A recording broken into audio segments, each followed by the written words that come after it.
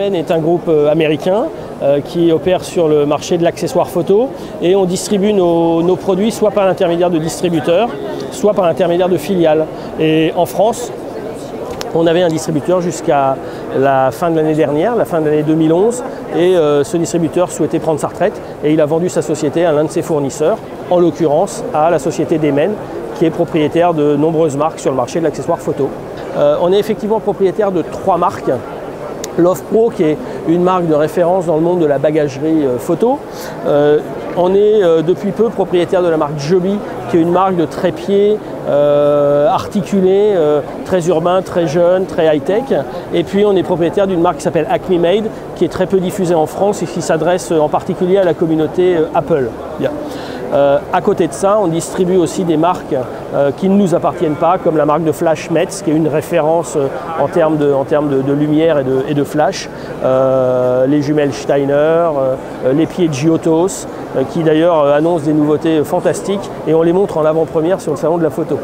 Alors nous, on ose à peine le dire parce qu'aujourd'hui, quand on allume la télé ou la radio ou n'importe quel média, on entend parler de la crise, mais on a vécu une année 2012 plutôt très encourageante. Je pense que c'est lié à 2 phénomènes. Le premier, c'est que les ventes d'appareils photo élaborés, les réflexes ou les appareils hybrides sont des ventes qui sont en train de progresser et nous on vend des accessoires qui sont principalement destinés à ce type d'équipement et les amateurs passionnés ou les professionnels savent qu'ils trouveront chez nous le produit qui correspond à leurs besoins puisqu'on a des gammes de je sais pas, rien qu'en Love Pro, il y a 400 références produits, donc chaque utilisateur en fonction de ses besoins peut trouver l'équipement qui va lui convenir. C'est la première raison. La deuxième raison, c'est que la distribution est en train d'évoluer considérablement. On peut trouver un équipement photo chez beaucoup de distributeurs différents en fonction de ses besoins. Et Dayman, depuis qu'on a racheté notre distributeur et qu'on opère comme filiale, Dayman s'adresse de plus en plus à une palette de distributeurs différents. On peut trouver un produit Love Pro chez un spécialiste de la photo, on peut le trouver dans une grande surface spécialisée, on peut le trouver sur Internet. Voilà. Et l'avantage d'avoir une grande gamme, c'est que chaque canal de distribution peut trouver chez nous un produit qui va correspondre à son consommateur. Le R&D et le design chez nous est conduit en Californie, aussi bien pour Love Pro que pour Joby. Et on ne s'en rend pas forcément compte, mais entre le jour où on commence à imaginer un sac et le jour où il est sur les rayons prêt à être commercialisé, il s'écoule à peu près 15 mois. Il y a 15 mois de travail entre la réflexion, l'analyse des besoins. On est très sensible aux besoins du consommateur, c'est ce qui conduit notre réflexion. Donc il y a un travail d'analyse et de conceptualisation qui est assez poussé, assez long. Et finalement la phase de production, elle est relativement courte. C'est surtout tout le travail en amont qui est conduit en Californie chez nous par nos spécialistes du design et du R&D. Pour les trépieds, la démarche est sensiblement la même. En fait, notre ADN, c'est surtout d'étudier les besoins des consommateurs avant de commencer à concevoir un produit. On a des produits destinés aux professionnels. Dans ces cas-là, ça résulte d'une analyse qui s'est faite en écoutant les besoins des professionnels. On a d'autres produits qui sont destinés au grand public. Et dans ces cas-là, ces produits-là, en amont, ont été conçus en écoutant les besoins des amateurs. Donc on écoute tout type de consommateur et on définit les produits en fonction des besoins du consommateur qu'on cible. Ah oui, c'est essentiel. C'est essentiel parce que c'est le moment où on peut être en prise directe avec les consommateurs. Nous, on ne vend pas en direct. Notre modèle économique, c'est d'écouter le consommateur pour concevoir un produit, fabriquer le produit, le distribuer auprès de revendeurs, encore une fois qu'ils soient spécialistes photo ou grande surface, peu importe. Mais à part lors de l'élaboration du produit, de la conception et de l'écoute du consommateur, sinon on est rarement en prise directe avec l'utilisateur final. Donc pour nous, c'est essentiel d'être présent sur des salons comme celui-là. Merci beaucoup, monsieur Frédéric. Eh bien, merci beaucoup.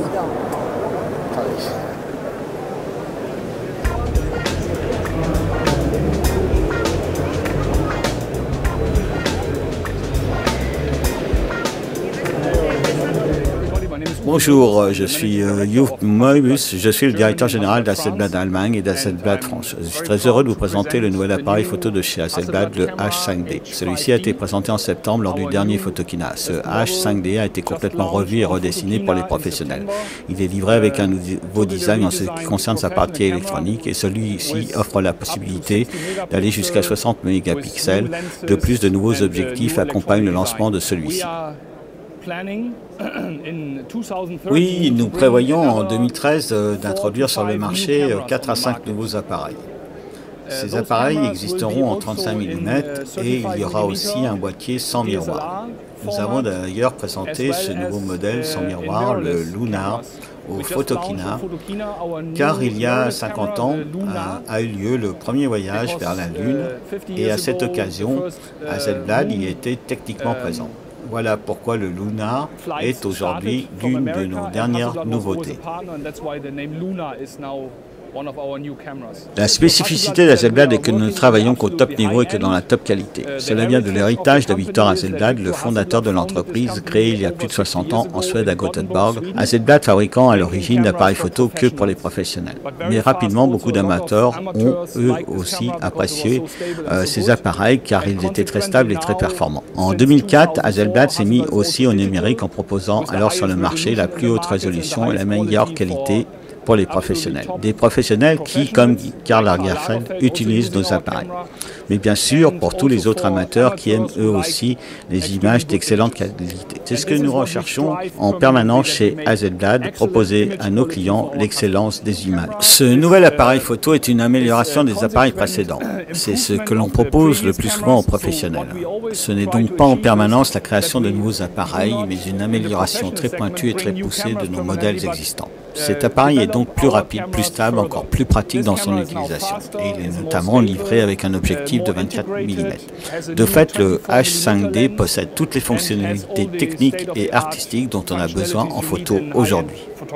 Comme le marché nous l'a indiqué, 95% et plus de ce marché est désormais en numérique. C'est pourquoi Hasselblad a dû suivre cette évolution du marché et que Hasselblad produit aujourd'hui surtout des appareils numériques. Bien sûr, nous avons encore quelques appareils avec pellicule. Mais dorénavant, le marché international est très limité dans ce domaine. C'est pourquoi nous fabriquons et proposons des scanners pour enregistrer les pellicules en données numériques. C'est vrai que cela a été un grand saut à faire pour Hasselblad parce que traditionnellement, nos appareils étaient des appareils avec des pellicules en argentique. Mais la tendance du marché a changé radicalement et rapidement. Et la demande en numérique est devenue tellement énorme que nous avons dû suivre cette tendance. Car sinon, Hasselblad ne serait plus aujourd'hui sur le marché. De rien. Merci à vous.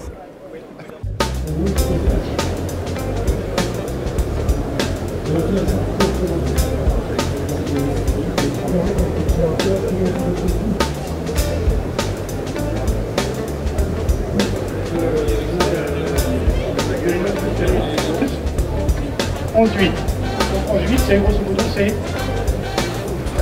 16 faibles. etc., le diable et tout. Oui, Allez, bienvenue chez Canon. Vous voici sur la zone Reflex. Je m'appelle Pierre Bourdoiseau, je suis chef produit Reflex chez Canon et je vais vous parler un petit peu des nouveautés. Déjà, pour commencer, je vais vous parler d'une année un petit peu spécifique. 2012, c'est une année où l'on fête les 25 ans de la gamme EOS. Qui dit anniversaire de la gamme EOS dit aussi sortie produit. On a sorti quand même cette année pas moins de 5 réflexes et presque 6 optiques. J'espère que ça ne sera pas fini avant la fin de l'année. Les grosses nouveautés, ce sont la sortie du 1DX, du 5D Mark III, du 650D, tout dernièrement l'EOS M qui a été vraiment une grosse transition, c'est-à-dire que c'est notre premier compact à objectif interchangeable. Donc là, c'est vraiment une grosse nouveauté, c'est la première fois où Canon ressort un produit très compact avec une optique 18-55 ou 22 avec une possibilité bien sûr avec un adaptateur de focale d'utiliser toutes les focales aussi bien les EF que les EFS. Grosse nouveauté aussi, bien sûr, la dernière, c'est l'arrivée du 6D. L'arrivée du 6D, c'est un boîtier vraiment très intéressant. Pourquoi? Déjà par son prix, 2099 €, ça vous permet d'avoir un boîtier 24-36. C'est vraiment, je ne vais pas dire l'apogée du photographe, c'est de posséder un réflexe 24-36, mais presque. C'est de pouvoir de performer dans la photo et d'avoir quand même un boîtier très simple d'utilisation. Il est doté d'un capteur de 20 millions de pixels, il travaille à 4,5 images secondes. Et grosse nouveauté sur un réflexe, c'est d'avoir en même temps le Wi-Fi et le GPS embarqués directement sur le produit. Là en plus, encore une nouveauté, sur ce produit vous pouvez voir le nouveau 24-70, nouvelle génération. On a vraiment une plage focale de 24-70 et grosse nouveauté, c'est un tout en un, c'est-à-dire qu'il n'est pas seulement un transstandard, mais aussi une optique réelle macro. Et grâce à un petit moyen, on va pouvoir passer soit en objectif macro réel, donc de 0,7x, soit de passer en focale classique 24-70. Donc c'est vraiment une optique qui vient de sortir, qui va s'adapter aussi bien sur un APS-C qu'un plein format. Son prix, 1600 € et le boîtier 2099 €. On l'avait annoncé depuis plus d'1 an, on l'avait vu l'année dernière dans une vitrine, mais cette année on va pouvoir le tester, on va pouvoir le découvrir. C'est le 200-400 avec un multiplicateur 1.4 directement intégré, ce qui vous permet de changer de focale et d'intégrer le multiplicateur sans changer, sans être obligé de déboîter l'optique. Donc vous passez d'un 200-400 à un 400-560. Donc voilà, je vous présente donc le SX50, c'est le nouveau bridge de gamme Canon, compact avec un zoom impressionnant. C'est un zoom 50 fois optique, stabilisé naturellement. C'est un 24-1200 mm. C'est juste énorme. Pour la petite histoire, on a eu une optique 1200 mm il y a quelques années. Elle était très lourde, elle n'était pas stabilisée. Voilà, on en a avec un produit très compact qui permet donc d'atteindre cette focale aussi importante. On est sur un capteur CMOS rétroéclairé, donc très bon en basse lumière. Produit qui est entièrement débrayable. Avec une amélioration quant au cadrage, puisqu'on a rajouté 2 touches ici. Première touche qui va nous permettre de faire un zoom arrière pour retrouver le sujet lorsqu'il est bien perdu, lorsqu'on est en longue focale. Et la deuxième touche qui est juste en dessous permet notamment de pouvoir figer le sujet avant que la prise de vue soit faite. Voilà, donc une très bonne prise en main avec un écran naturellement orientable et un viseur électronique. Donc SX50 commercialisé depuis cette fin d'année. Le prix de ce SX50 est de 499 €. Autre produit, c'est le PowerShot S110. C'est un produit que j'aime particulièrement beaucoup parce qu'il est très compact et que j'emmène partout. Ce qui est intéressant sur ce produit-là, par rapport à son prédécesseur, c'est qu'on est passé sur un écran tactile multipoint. C'est très apprécié effectivement pour les lectures. On va pouvoir aller visualiser les images, faire des agrandissements au niveau des images. Donc c'est très pratique d'utilisation. L'autre nouveauté sur ce S110 par rapport au S100, c'est qu'on a intégré le Wi-Fi qui va nous permettre d'imprimer, d'échanger nos images vers les réseaux sociaux, les envoyer sur tout type de smartphone, puisqu'il y a des applications dédiées d'ailleurs qui sont téléchargeables gratuitement sur Apple Store ou sur Google Play pour pouvoir donc échanger simplement ces images. Ce que j'apprécie aussi beaucoup, c'est le fait d'avoir une bague à l'avant qui est paramétrable. Donc quand on est en mode automatique, elle sert à régler la focale, mais dans tous les autres modes, mode programme par exemple, on va pouvoir lui associer 8 fonctions différentes, balance des blancs, correction d'exposition. Voilà, donc 8 fonctions différentes qui sont paramétrables à cette bague avant. C'est un produit qu'on va trouver donc d'ici la fin de l'année au prix de 449 €. Un produit minuscule mais doté d'une technologie assez intéressante, c'est le SX500IS. Produit très compact, comme vous le remarquez, il tient dans le creux de la main. Et c'est pourtant un zoom 30 fois. C'est un 24-720 mm, stabilisé naturellement, avec un grand écran, entièrement débrayable. Voilà, moi c'est un petit coup de cœur, deuxième coup de cœur avec le S110 donc de tout à l'heure. Mais voilà, un produit très compact à moins de 300 €, qui va, je pense, être apprécié de ceux qui veulent un produit qu'on emmène partout, qui fonctionne sur batterie lithium. Voilà, on l'a en main, c'est très simple. Et voilà, petit produit, mais belle puissance sur ce produit-là. Ça pèse à peine 200 grammes, quoi. Voilà, donc c'est un très joli produit. Alors, la série G, ça a toujours été un peu la gamme porte-drapeau des compacts Canon. Donc là, je vous présente le nouveau PowerShot G15, remplaçant du PowerShot G12, qui a été vraiment amélioré en termes de compacité. On est sur un produit extrêmement mince et qui a perdu près de 50 grammes.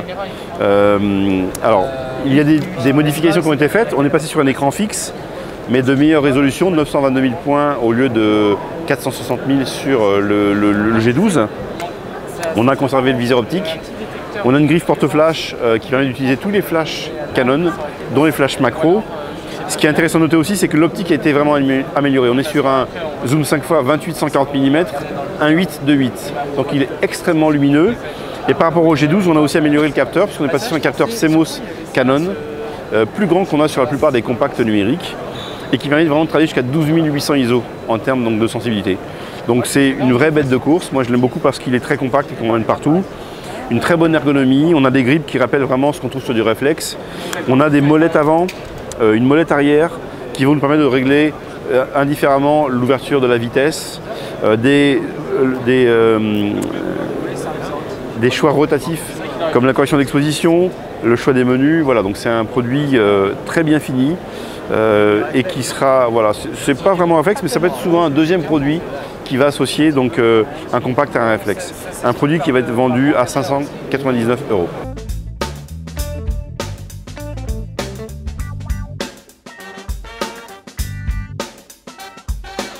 Nous sommes Digistore, nous sommes une entreprise basée sur Strasbourg en Alsace, spécialiste film, photo, vidéo. Nous sommes spécialistes de la vente en ligne, donc nous sommes prêts à livrer tous les produits dans toute l'Europe. Pour des produits en stock, c'est livré sous 1 à 2 jours. Nous sommes spécialisés surtout dans le tournage, dans la vidéo. Donc on se trouve aussi aujourd'hui sur le salon de la photo pour présenter tous nos équipements qui permettront d'améliorer l'ergonomie d'utilisation pour les appareils photo, pour les utiliser en mode vidéo. C'est-à-dire qu'on va avoir des supports d'épaule, des supports pour réflexe qui vont permettre après d'évoluer vers des systèmes avec follow focus, avec Matebox, pour pouvoir mettre des filtres et pouvoir maintenant booster et augmenter l'esthétique d'une image, l'esthétique cinématographique d'une image que de plus en plus de personnes cherchent à avoir. Et on cherche continuellement à trouver des produits innovants, des produits qui sont intéressants pour les utilisateurs et qui sont en même temps accessibles, abordables. Donc nous on vise particulièrement donc, les utilisateurs des petites entreprises, les utilisateurs indépendants, mais on est aussi vendeur de produits de plus haute qualité, donc des produits haut de gamme, des gammes de produits qui permettent le tournage, c'est-à-dire qu'on va avoir donc les trépieds, les supports d'épaule, les follow focus et les accessoires qui vont se mettre autour d'un réflexe par exemple, ou même d'un caméscope pour pouvoir aider à la captation de la vidéo. Mais en contrepartie, on a aussi tout ce qui est équipement d'éclairage. Donc vous pouvez voir derrière moi, il y a des projecteurs à LED pour du studio, pour de l'extérieur, pour des studios photo, studios vidéo, pour des tournages. On va avoir aussi des torches à LED qui vont venir se gripper directement au-dessus des appareils photo ou au-dessus des caméscopes sur les griffes porte-accessoires, ou venir se mettre avec différents accessoires tels que des bras hydrostatiques, tout petits bras articulés, des clampes, des rotules sur les supports d'épaule pour pouvoir après constituer en fait son rig de tournage avec la caméra et tous les accessoires qui vont autour pour améliorer en fait son tournage.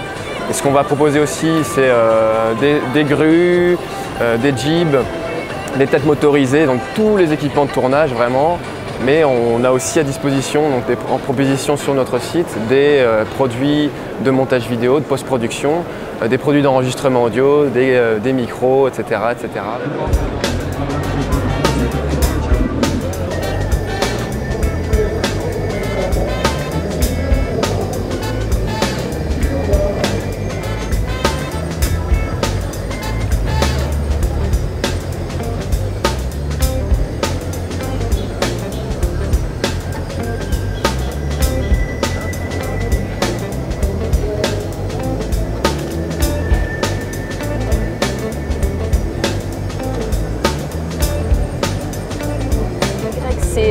C'est une société qui est très ancienne, enfin qui commence à l'être, disons, pour le monde informatique en tout cas, puisqu'elle a 27 ans d'existence.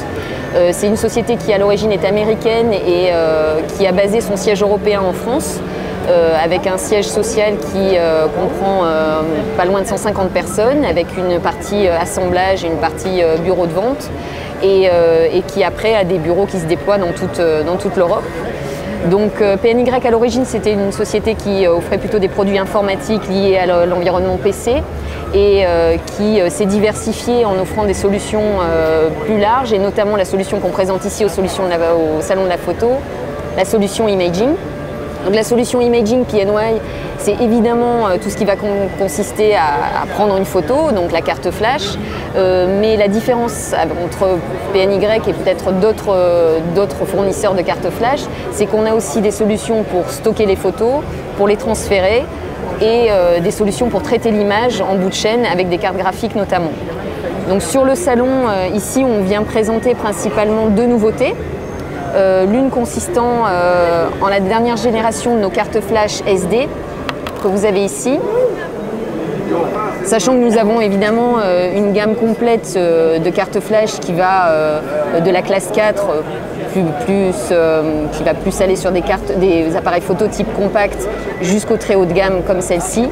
Donc là on est sur de la carte SD Pro Elite Plus dans notre gamme flash, qui va offrir des vitesses en écriture allant jusqu'à 90 MB par seconde. Donc on est vraiment sur du photographe professionnel, du mode rafale et des très gros fichiers. Donc ça c'est la carte la plus rapide en SD. Évidemment PNY c'est aussi encore une fois des compacts flash et aussi des cartes plus grand public avec des vitesses plus adaptées on va dire à des appareils hybrides ou compacts ou réflexes entrée de gamme. Donc cette carte-là, elle va être lancée ce mois-ci en 16 Go, 32 Go et 64 Go. Quand vous l'achetez, vous avez en cadeau ce boîtier compact flash, qui est un boîtier résistant à l'eau, anti-choc, et qui va vous permettre de ranger 8 cartes SD et 4 cartes compact flash. Ce que je présente ici, c'est le SSD. Alors le SSD, c'est un produit qui a fait son entrée dans l'univers de la photo de façon assez récente. Traditionnellement, c'est vrai que les photographes avaient plutôt tendance à se servir de disques durs externes. Le souci de la technologie disque dur, c'est que c'est une technologie qui est fragile, qui de ce fait déjà dans le temps peut poser des problèmes de fiabilité. Qui n'est pas forcément non plus très rapide et encore une fois qui peut être aussi un peu lourde à transporter. Le SSD ça devient le nouvel outil, pourquoi? Parce que la technologie flash on peut la transporter partout, elle a aucun problème de solidité. Et nous, la façon dont on explique le produit, parce que ça reste quand même un produit informatique, c'est que c'est un produit qui va être beaucoup plus durable dans le temps, parce qu'il est solide, mais aussi parce que on sélectionne nos produits en fonction d'un certain nombre d'écritures et de lectures possibles. Donc le produit qu'on présente sur le salon, qui est un peu notre produit phare, c'est un produit qui s'appelle Xcelerate Pro, qui va offrir jusqu'à 3000 cycles de lecture et d'écriture sur le SSD, qui va être disponible en 120 Go, en 240 Go et en 480 Go, et qui surtout va être disponible à partir de 119 €. C'est-à-dire qu'on va pouvoir désormais s'offrir un SSD avec toute la rapidité. On est sur du port SATA 3, on est sur des contrôleurs très rapides avec 550 mégas de vitesse de lecture par seconde. Et à un prix qui devient abordable, puisqu'à 100 € quand même, on n'est plus dans des sphères où les SSD ont eu l'habitude d'être. Dans l'utilisation, moi les photographes, on a des ambassadeurs photos qui utilisent nos produits et qui pour beaucoup préfèrent avoir des petites cartes pour des questions de sauvegarde, ou des moins grosses cartes pour pas tout mettre. Après c'est sûr qu'à l'inverse des gens qui font du mode rafale en RAW sur des appareils sur lesquels chaque fichier pèse très très lourd. Aujourd'hui, ils me disent 64, c'est le minimum qu'il me faut pour mon appareil, parce que dès que je pars et que je commence à shooter en mode rafale, ma carte est pleine hyper rapidement. Donc je pense que ça dépend vraiment du photographe, mais il y aura un besoin, mais je pense que ce besoin de très grosse capacité, il va rester quand même assez niche et sauf si la vidéo prend le même train que la photo, c'est-à-dire qu'on il y a de la vidéo HD évidemment, mais si on commence à filmer avec des fichiers très lourds, là ça va vraiment justifier évidemment d'avoir des cartes très, très grosses et beaucoup plus grosses que pour la photo, parce que là c'est les minutes de film qu'il faut faire pour avoir 5 minutes de... Technologiquement, les deux choses sont complexes. Sur la capacité, c'est une question de miniaturisation du composant. Donc au départ, on commence par coller des composants, puis quand on n'a plus la place, il faut développer un composant plus gros et plus petit, à la fois, plus gros en stockage et plus petit en taille. Sur la vitesse, ça dépend du composant flash, mais ça dépend surtout du contrôleur. Donc c'est l'intelligence de la carte. Et ça, c'est de la recherche, hein, c'est de l'engineering. Donc après, c'est trouver ce qui va faire que l'information circule plus vite. Ça évolue, mais je dirais que ça évolue avec un coût qui ne permet pas aujourd'hui que ça évolue aussi vite que la capacité. Développer une capacité, ça se fait en un an. En général, les faiseurs arrivent à passer à la capacité supérieure avec certains freins. On l'a vu quand on est passé de la 2 à la 4 Go, on est passé au HC. Là, on passe au XC à la 64. Donc, il y a des freins technologiques qui, à un moment donné, obligent à changer de compatibilité. Mais ça se fait à des coûts raisonnables assez rapidement. Sur les contrôleurs, sur la vitesse, on s'aperçoit que dès qu'on est dans les cartes très rapides, il y a un écart de coût qui n'est pas juste un effet marketing, qui est vraiment dû au fait que ça a un coût de développement et de fabrication, et qu'une carte, pour s'assurer qu'elle répond à ces critères-là, elle nécessite des tests, une sélection de composants qui n'est pas, après, qui sur le marché ne peut pas être amené à un prix que tout le monde peut dépenser pour une carte flash, quoi. Notre vraie valeur ajoutée, elle se joue sur des produits plus technologiques. Il faut savoir que tous nos SSD sont fabriqués par notre maison mère aux États-Unis et tous testés, qu'on a une traçabilité des composants. On a vraiment un savoir-faire sur des produits plus technologiques. Une carte flash, je dirais, entre guillemets, c'est assez simple et c'est un produit qui est relativement fini rapidement. Après, il faut bien sélectionner ses partenaires et ses fournisseurs et bien suivre ça. Sur des produits plus technologiques ou sur la carte graphique où on est des partenaires exclusifs d'NVIDIA pour les cartes graphiques Quadro, il y a vraiment une valeur ajoutée à choisir Pianway comme un expert sur toute la chaîne graphique. La chaîne graphique aujourd'hui, c'est plus seulement prendre une photo, c'est l'amener jusqu'à ce qu'elle va être à votre écran ou une fois imprimée. Et aujourd'hui, ça implique l'informatique. Et nous, on a peut-être pas le savoir-faire photo au sens de tout ce qui est connaissance de lentilles, de tout ce qui est appareil photo pur. Par contre, sur la partie PC, on a une expertise et ça, je pense, c'est notre vraie différenciation. Donc tous les produits sont phares, mais ce qu'on veut faire passer comme message, c'est que justement, le monde de l'image ne se limite plus à la carte flash. C'est qu'aujourd'hui, il faut s'intéresser à tout ce qui peut faciliter la vie du photographe autour de ça. Merci beaucoup. Merci. Moi, je suis Philippe Gassman, je suis le directeur de Picto. En quelques mots, Picto, c'est un laboratoire professionnel qui existe depuis 62 ans. Initialement, donc, on faisait du tirage photographique, de la retouche, d'images, et puis on s'est mis depuis 10 ans à faire de l'impression grand format. Depuis 4-5 ans, en réalité, on a offert nos prestations aux amateurs avertis ou experts qui souhaitent bénéficier de l'expertise d'un labo pro. Et donc on a lancé Picto Online et on offre toutes nos prestations en ligne. Les photographes téléchargent leurs fichiers et bénéficient des différentes impressions, que ce soit pigmentaires, argentiques, UV ou latex en ligne. Donc ils envoient le fichier et puis on leur envoie la prestation par la poste. Donc c'est bien sûr, ça reste un labo professionnel, mais on ouvre un petit peu notre clientèle et on offre cette prestation à des amateurs avertis qui souhaitent bénéficier de prestations professionnelles. Au niveau des prix, on s'est effectivement adapté au marché européen, donc on s'est calé sur le marché européen, on ne peut pas se permettre de faire autrement. Donc nos prix sont bien positionnés et quand un amateur aujourd'hui compare ce que lui revient le prix d'une impression sur son imprimante et puis le prix chez nous, il s'aperçoit qu'il y a une très très petite différence et dans le temps il convient que finalement c'est assez confortable pour lui d'envoyer ses fichiers chez nous parce qu'on s'occupe de tout, également de la finition, donc on encadre, on fait du diasec, on fait de la caisse américaine, on fait tout un tas de prestations et on leur donne encore une fois accès à ces prestations qui normalement ne sont pas accessibles. Il faut bien voir que le online, ça représente que 20% de notre chiffre d'affaires. Hein. On continue bien évidemment à être un labo pro et le professionnel peut continuer à venir nous voir au laboratoire pour bénéficier de prestations exposition ou professionnelles. Donc cette partie-là ne va pas être délaissée, au contraire. Et au contraire, le online vient renforcer la partie professionnelle parce qu'il y en a qui passent de l'amateur au pro et puis aussi parce qu'on ne veut pas couper le lien avec nos clients qui continuent à venir nous voir par ailleurs. Pour l'instant, on considère que le photographe est autonome et a retoucher son image et à cadrer son image et on lui produit simplement l'impression. Mais on a une V2 qui va sortir bientôt et on pourra dialoguer effectivement en ligne avec le photographe pour lui demander des précisions sur la retouche qu'il veut ou sur la chromie qu'il veut ou le cadrage qu'il veut. Et donc on va pouvoir rajouter une couche professionnelle à ce online, on va dire, de premier niveau. Voilà. Merci beaucoup. Merci à vous. Qui était un peu absent sur cet appareil-là.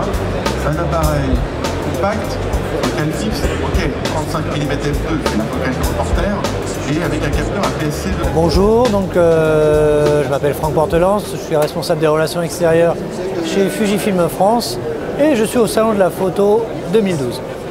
Donc je vais vous parler un petit peu de ce qu'on présente, que Fujifilm présente sur le salon en 2012. Nous avons mis un focus très important sur la série X Premium.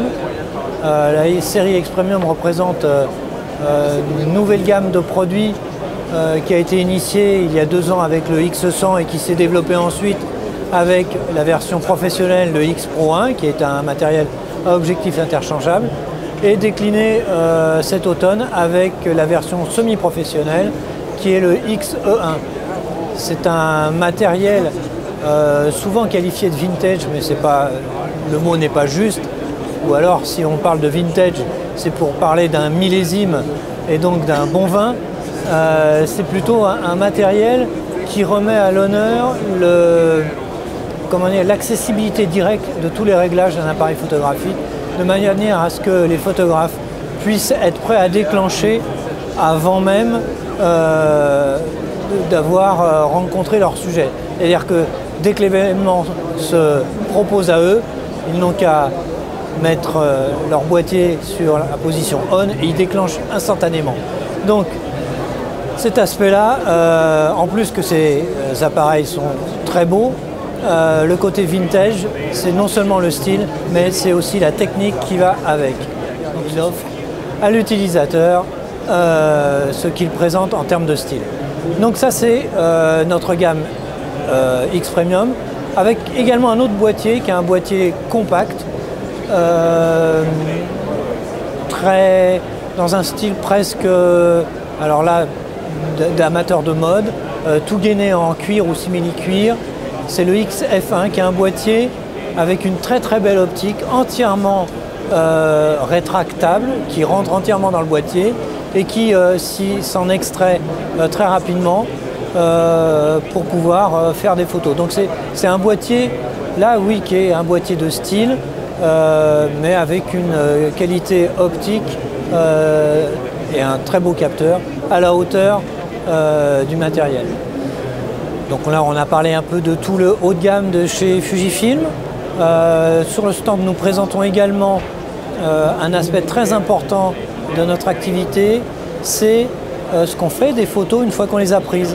C'est-à-dire qu'à l'heure actuelle, on ne fait plus seulement des tirages à l'unité des photos, mais on en fait également des albums, des ouvrages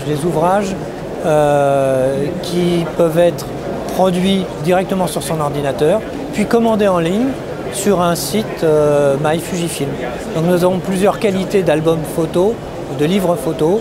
On a des qualités imprimerie et on a une qualité alors de très très haut de gamme qui est une qualité argentique. Les albums sont produits sur du papier argentique ultra fin et on arrive à avoir une qualité d'ouvrage qui est absolument impossible à trouver parmi les beaux objets, les beaux livres d'art sur le marché. Donc finalement, chacun peut être et devient l'auteur de sa propre création bibliographique photo. Donc ça accessible à travers le site MyFujifilm. Alors, la prise de vue professionnelle, on y revient à travers un boîtier comme le X Pro 1, qui est un boîtier à visée professionnelle. C'est un boîtier à visée, un boîtier à optique interchangeable avec un viseur optique ou un viseur électronique. Enfin, l'un et l'autre, il y a juste un petit levier à actionner pour passer d'une visée à une autre. Donc ça répond à la demande des professionnels de maîtrise totale de leur cadrage et de la prévisualisation des images qu'ils vont pouvoir faire. C'est un boîtier qui est doté d'un capteur, alors un capteur spécifique Fujifilm, s'appelle un capteur X-Trans, avec une matrice de filtres colorés qui n'est plus la matrice de Bayer, qui est une matrice à une répartition des filtres colorés rouge, vert, bleu, une répartition quasi aléatoire, qui permet d'éviter d'avoir des problèmes de moirage quand on fait des prises de vue de sujets à motifs répétitifs. Donc, dans la mesure où on ne risque plus d'avoir ce problème de moirage, ça permet de ne plus avoir non plus de filtre passe-bas, qui génère un léger flou sur les capteurs. Donc on a un capteur de 16 mégapixels qui est à la hauteur d'un 24 mégapixels d'un capteur full frame. Donc du coup, on a un produit en termes de prise de vue qui est totalement légitime pour une activité professionnelle. 20 minutes, j'avoue que j'étais assez désemparée et je lui ai dit de revenir, que je gardais un créneau pour l'avoir, mais il fallait absolument qu'elle organise sa boîte à chaussures. C'est-à-dire que c'est impossible sur un temps de 20 minutes de lire 300-400 images. Il faut que vous arriviez en fait à vraiment organiser votre propos, à aller voir des gens qui vous donneront des conseils pour de nouveau organiser votre propos. C'est très important.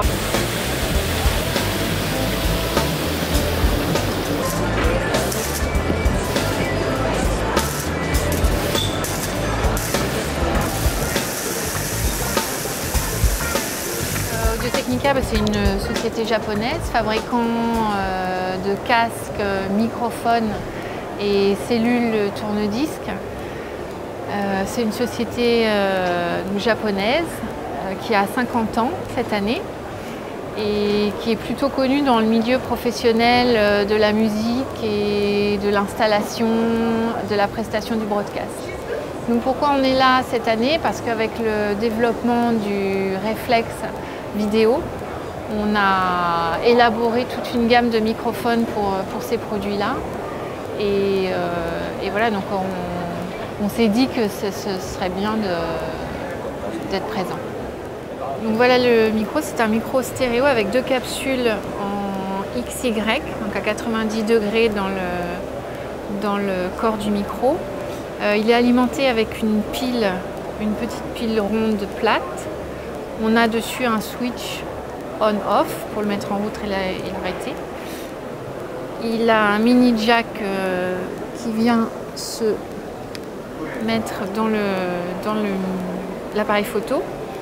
Donc il est équipé d'une suspension avec une griffe qui permet de l'installer directement à l'emplacement du réservé. Voilà, maintenant il est fixé. La suspension, ça permet d'atténuer les vibrations lors de l'autofocus ou lors de la prise de la photo. Le micro est livré avec une bonnette et une bonnette à poil pour quand il y a du vent. Voilà. Et on a un autre micro équipé de deux capsules qui peuvent s'orienter. On peut aussi mettre sur l'appareil photo de la même manière.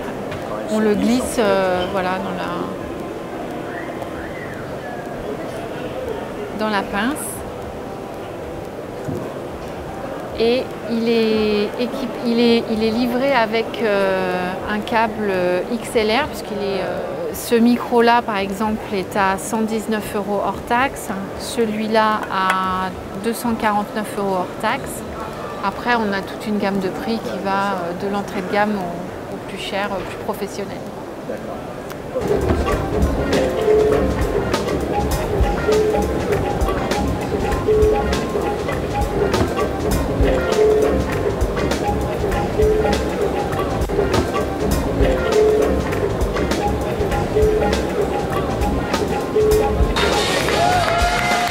Eh bien bonjour et bienvenue sur le stand Panasonic au Salon de la Photo 2012.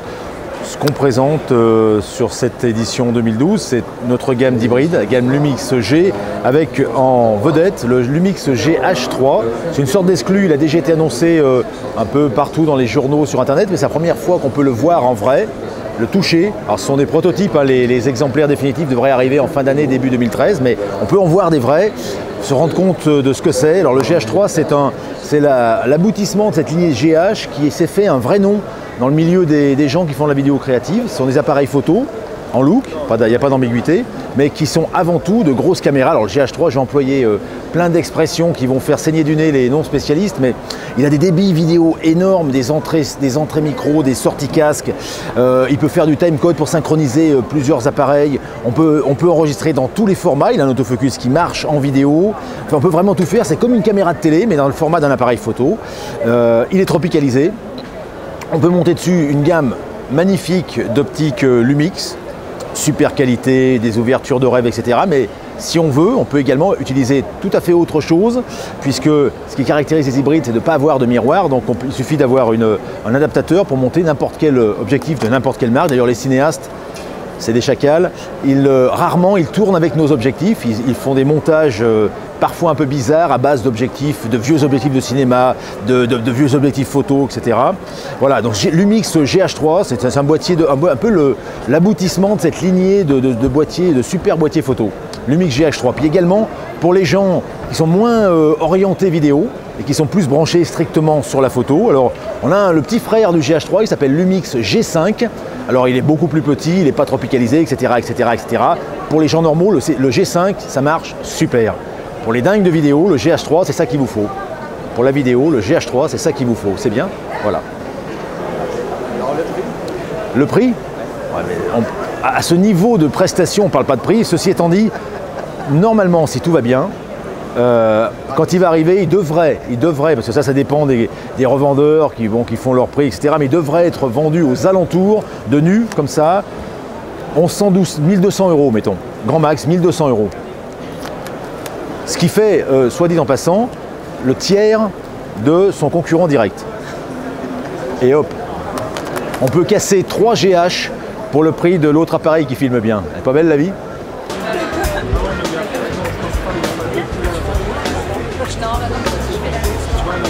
RP Solutions, on existe maintenant depuis une douzaine d'années où on travaille notamment dans la distribution automatique et dans tous les concepts photos.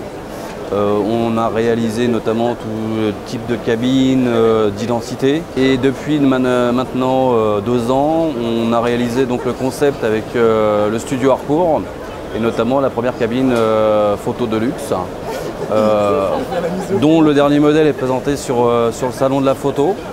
L'idée, on s'est rencontré avec le studio il y a à peu près 2 ans, où effectivement le studio Harcourt est très connu sur le marché plutôt haut de gamme de la photo de luxe. La marque était une marque qui existe depuis 1934, en leur disant voilà, on a un concept à vous présenter qui est plus dans l'esprit marketing au départ et qui était donc de redonner, de mieux faire connaître Harcourt au public et donc en créant une cabine photo. Au Festival de Cannes en 2010 et donc à partir de là on a eu énormément de presse et on a pu directement, surtout dans les milieux parisiens au départ, proposer cette cabine en exploitation. La première ça a été au MK2 de Bibliothèque de France qui a eu un succès tout de suite. Et du coup d'autres enseignes, notamment Franck et Fils, sont venus nous contacter et on a pu continuer l'aventure. La première chose, c'était de travailler sur la lumière, et notamment la lumière continue, puisque le studio, c'est avant tout la lumière continue. Ensuite, au niveau de la prise de vue, le but, c'était de rechercher le fameux halo qu'on retrouve sur la plupart des photos du studio. D'ailleurs, c'est ce qui fait sa marque aujourd'hui. On a, comme je vous le disais, une expérience, puisque bon, ce sont 2 sociétés. Aujourd'hui, vous avez la société Photo Plus, aussi la marque Photo Plus. Elle existe depuis 30 ans. Donc c'est vrai qu'on a pu déjà rassurer Harcourt en ce qui concerne le système de distribution automatique, la photo automatique. Hein. Ensuite, effectivement, il a fallu les convaincre sur la qualité et c'est là que la recherche a été assez pointue et terrible. Hein. Donc des petites astuces, c'est le logo en fin de compte qu'on vient poser sur la photo qui est breveté, quoi, tout simplement. Hein. Et Harcourt vient de breveter, enfin pas de breveter, zut, je trouve plus mes mots, le déposer sur la plupart des pays dans le monde. Hein, puisque c'est ce qui fait aussi la différence entre la cabine et le studio, puisque la cabine reste quand même la photo de le studio, la photo de luxe.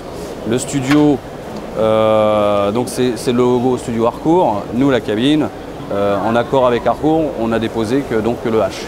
On a l'exclusivité, puisque nous sommes le fabricant de la cabine. Donc on a l'exclusivité et pour l'exploitation et bien entendu aussi pour, parce qu'on a toute une partie location maintenant de la cabine. On fait énormément d'événements. C'est minimum 4 événements par mois, hein, où on travaille avec de grosses enseignes, notamment des enseignes de luxe. Puisque ces enseignes, quand ils inaugurent un nouveau magasin, plutôt que justement de déplacer un photographe,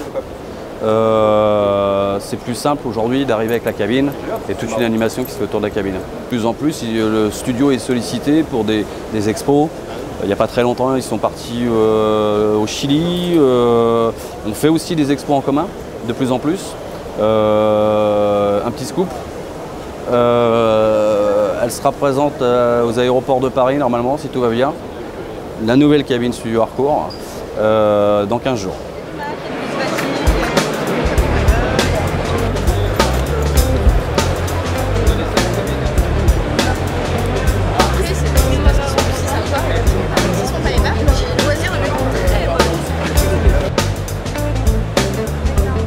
La GoPro Hero 3 est donc présente sur le salon de la photo. Alors pourquoi? Eh bien parce que c'est avant tout un produit qui fait de la photographie. Là on parle aujourd'hui par exemple avec la Black Edition de photos 12 mégapixels. Et c'est aussi donc une caméra qui permet maintenant de filmer jusqu'en 4K. C'est vraiment un petit appareil qui intéresse énormément une grande palette de personnes en fait, parce que ça va toucher aussi bien les parents et les enfants qui vont aller en vacances que les sportifs de l'extrême, comme on voit les vidéos qui tournent à côté de moi, mais aussi les professionnels de la photographie et de l'audiovisuel par rapport à justement sa taille, son côté très robuste avec le caisson étanche et anti-choc, étanche jusqu'à 60 mètres de profondeur. On a changé de capteur, en fait c'est un capteur donc un peu plus grand, on va avoir notamment du 2.8 en taille. On va avoir donc le format 4K qui va donc prendre du 12 images secondes. Par contre entre le Full HD et le 4K on va avoir du 2K7. Donc là un format qui va intéresser notamment les cinéastes. Et donc la possibilité de faire des photos en même temps qu'on est en train de filmer. Ce nouveau capteur sert vraiment bien pour la photo, notamment parce qu'on a une bien meilleure tenue en basse lumière. Déjà, il a été très travaillé pour ça. Et aussi au niveau des définitions de l'image en photo. Donc là, comme je vous ai dit, on parlait du 12 mégapixels, on va vraiment avoir un beau format d'image en 4 tiers. Donc ça va faire monter les prix, par contre. Oui, le prix a changé forcément. La Black Edition est donc fournie avec sa télécommande Wi-Fi pour pouvoir la contrôler à distance jusqu'à 180 mètres et elle coûte 449 €. La GoPro est vraiment très intéressante, c'est un passionné de sport mécanique qui a voulu pouvoir se filmer pendant ces grandes courses et il a voulu créer une caméra qui rentrait facilement dans le cockpit ou même pouvoir la poser en fait sur la voiture en extérieur. Et c'est là qu'il a commencé à développer. D'ailleurs, la toute première GoPro, on ne la connaît pas trop, elle était même argentique à l'origine. Exactement, et c'est vrai que c'est devenu une marque, comme on dit, un frigo par exemple. Donc c'est le côté, voilà, c'est une caméra qui a vraiment marqué par rapport à sa qualité d'image et son côté très robuste et petit. Et du coup, c'est vrai que c'est un petit peu la marque où dès qu'on dit GoPro, on pense de suite à la caméra embarquée. Parce que c'est une caméra qui reste abordable au niveau du prix, puisque l'entrée de gamme est à 249 €. Le milieu 349 et donc le haut de gamme 449. Ce qui fait que même le grand public peut se payer ce genre de caméra. Et vu la qualité, après ils se font plaisir par exemple dans les sports qu'ils aiment notamment, au ski, VTT, surf. Et ils apprécient vraiment ce produit par déjà la simplicité de son utilisation. On n'a pas besoin d'être pro pour l'utiliser. Et enfin l'accessibilité au niveau de les vidéos, on peut directement les avoir en copier-coller, s'en servir, les retoucher, aussi bien pour les photos que les vidéos.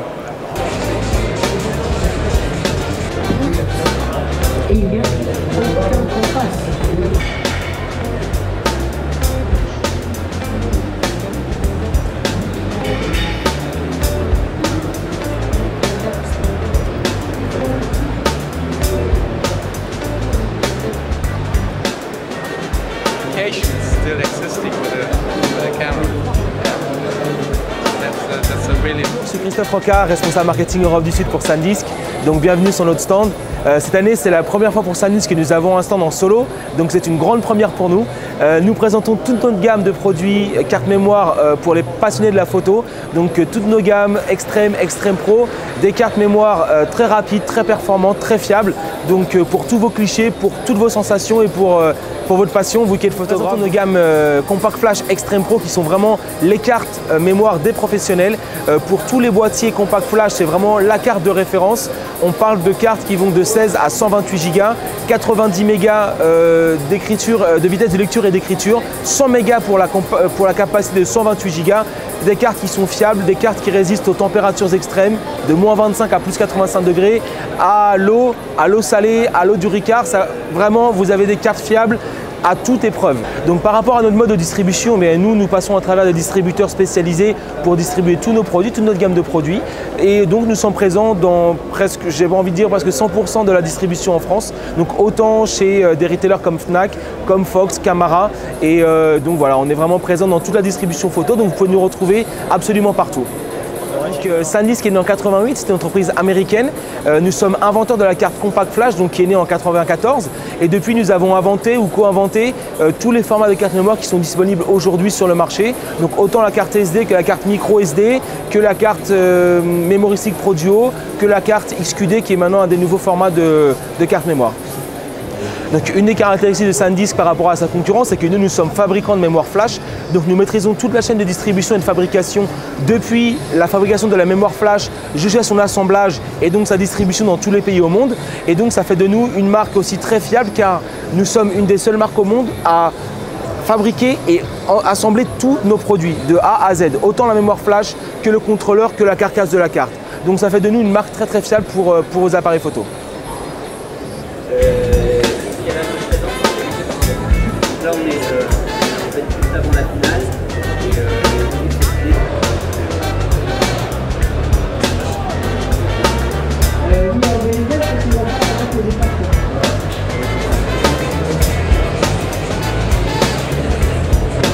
Ici, nous sommes sur le stand de Pilote Film, importateur de matériel audiovisuel professionnel depuis 30 ans. Et oui, nous sommes une vieille entreprise. Et nous évoluons essentiellement dans le marché professionnel où nous sommes fournisseurs des chaînes de télévision, des gros prestataires de services pour ces mêmes chaînes de télévision, où nous fournissons l'industrie de la cinématographie avec nos solutions de protection anti-vent, anti-bruit, des microphones. Dans ce cadre-là, nous avons découvert le monde de la photo il y a 3 ans. Puisque notre fabricant de bonnettes anti-vent a sorti toute une gamme de petits accessoires qui rendent la vie un peu plus facile dès lors qu'on a à se battre avec un seul porte-griffe sur les appareils photo. Ça veut dire cette miniaturisation des appareils pose un problème. Quel appareil fixer sur un appareil photo? Est-ce que c'est la lumière? Est-ce que c'est le son? Est-ce que c'est une visionneuse? Alors nous avions commencé donc il y a 3 ans avec la gamme des accessoires Rycote qui propose entre autres des rails qui peuvent se fixer sur le porte-griffe, des rails de 10, 20, 40 cm qui peuvent ensuite accueillir d'autres matériels. Mais la question durant les 2 dernières éditions du Salon de la Photo, c'était mais tout ça c'est très bien, mais qu'est-ce que je mets comme micro? Parce que le monde de la photo, ce n'est pas le monde du son. Et la problématique était de savoir, mais quel micro, où est-ce que je peux trouver un bon micro? Et nous avons trouvé, il y a 4 semaines exactement, la solution idéale, pour nous tout au moins, qui est ce produit. Ce produit ici, il est composé de 2 éléments. D'un côté, un microphone Canon, et je dirais un vrai microphone Canon, parce que ce n'est pas, comme chez d'autres fabricants, un tube plein, mais un tube à diffraction ayant ses orifices pour prendre en compte le paysage sonore environnant et non pas uniquement la source qui est face au microphone dans la directivité du microphone, mais pour placer aussi le son dans une logique de l'image. Donc nous avons ça de garantie avec ce microphone, qui est une toute nouvelle société australienne qui s'appelle MyMic, qui s'écrit MYMYK. C'est sur le marché depuis le mois de février 2012 pour la partie microphone, et pour la partie inférieure, qui est en fait une mixette, c'est sur le marché depuis 15 jours. Ce microphone est issu du savoir, de l'expérience et de la technologie des anciens ingénieurs de chez Rode Microphone. D'accord. Et ils ont apporté énormément d'améliorations à ce petit micro qui ne fait que 3 cm de hauteur avec son empiètement pour un porte-griffe. Donc une très faible hauteur parce que nous n'avons pas besoin de suspension. Ce que vous voyez ici, cet anneau rouge, n'est pas là pour faire joli. C'est en fait un enveloppement en silicone de toute la partie arrière du microphone qui est dans ce boîtier pour empêcher les bruits de la mécanique de votre appareil de remonter dans le microphone. La silicone absorbe ces vibrations et ne les transmet pas à la partie microphone. Vous avez 3 positions en termes de gain de microphone, moins 15, 0 et plus 15 dB, valeurs avec lesquelles vous couvrez la plupart des applications. Ensuite, on peut le brancher directement par cette prise à un enregistreur, qu'il soit dans le boîtier de votre appareil photo ou que ce soit un enregistreur portable externe tel des Zoom, Marantz, Olympus et j'en passe. Dans ces cas-là, vous n'intervenez pas dans la prise de son, alors que vous risquez éventuellement d'avoir une surmodulation, un son peu audible, peu agréable à l'oreille. Donc, la société MyMic a fabriqué une mixette. Et la mixette, c'est ce tout petit boîtier qui officie en lieu et place de ces grosses mixettes qui se fixent en dessous et qui enlèvent la maniabilité à l'appareil photo. Cette mixette, elle pèse 80 grammes sans les piles. Elle s'alimente par des piles, 2 piles AAA, finit par peser 102 grammes, possède 2 entrées micro. La deuxième entrée micro est routée vers une sortie qui vous amène vers votre iPhone. La première entrée est routée vers la sortie enregistreur qui se trouve de l'autre côté. Comme ceci. Vous avez ici la sortie iPhone et la sortie enregistreur. Ici, vous avez une sortie casque. Ça veut dire que vous pouvez utiliser un casque par exemple de type Sennheiser HD25 de 70 ohms d'impédance pour écouter votre prise de son, donc pour le monitoring.